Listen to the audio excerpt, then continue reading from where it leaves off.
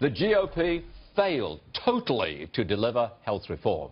Well, now they're working on tax cuts.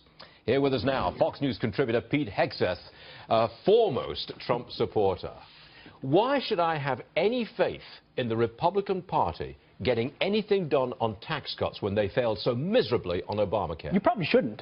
This is at the feet of Senate Republicans. This is at the feet of Mitch McConnell. This is at the feet of John McCain. This is at the feet of people who yelled and screamed for years about a full repeal of Obamacare.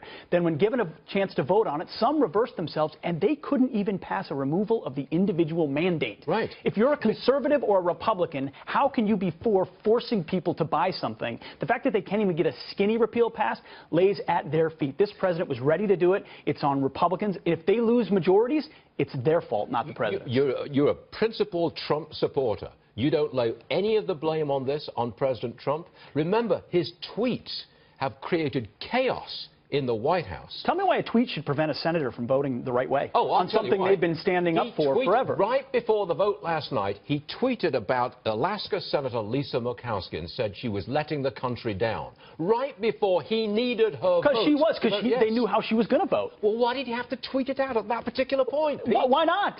You've got to put pressure on these representatives to do the right thing.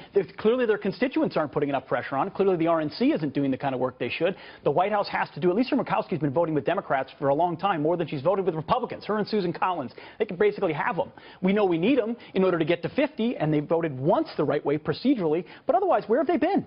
If you're a Republican and you can't repeal Obamacare and get to tax reform, which I know you're most fired up about, then what do you stand for? Okay, we're clearly in agreement about the division within the Republican Party and the threat that it poses to the future. How about the White House? What do you make of the communications director, Anthony Scaramucci? He went on a tirade against another White House staffer. It was obscene. You're a supporter of this administration. Yes, listen, it's salty language. It gets used. It's big boy time. This is the presidency of the United States of America. Of course. Yeah, of course it is. I'm a newly minted American. You think I came aboard for this? Well, no one, no one listens to every single private conversation you and I have, and I bet we use salty language as well. Never. I will not reveal the tapes. I mean, this is a guy trying to take back the White House from people who are leaking to hurt this president. He's a loyalist. He's bringing in loyalists, and they're closing ranks. And listen, when you have a meeting with some folks, and then immediately it gets leaked, he made a phone call, Anthony Scaramucci, to a reporter saying, who did you get that from? Where did you get that from? You're a patriot. I'm a patriot. Who's leaking to you all this information? Because the leaks have been very detrimental to this White House. So the swamp is so swampy that there is virtue in the process of fighting it. And I know people want to say, just move on to your agenda. You can't get your agenda done if all these leaks are happening, if your staff is undermining you, if the media is all against you. So he's got to fight on all of these fronts. And for Republicans to abandon him on some of those fronts means they're not doing enough to support a Republican president advance a real agenda. Do you think we'll ever get used to this president? No. I mean, his tone, his style, his demeanor, his tweets, his personal insults against people. I mean, will we get used to this? Let me back off a little. No.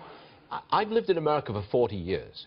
I've never seen anything like this. Ever. Not even close to anything like this. Fair enough, but we've never seen a moment like this in America either, where America required and needed a fighter who was willing to say and do the things that no one's been willing to do. Washington has worked a certain way for 40 years, and that's why we have $20 trillion in debt. This guy is a disruptive force. This guy says what he means and means what he says.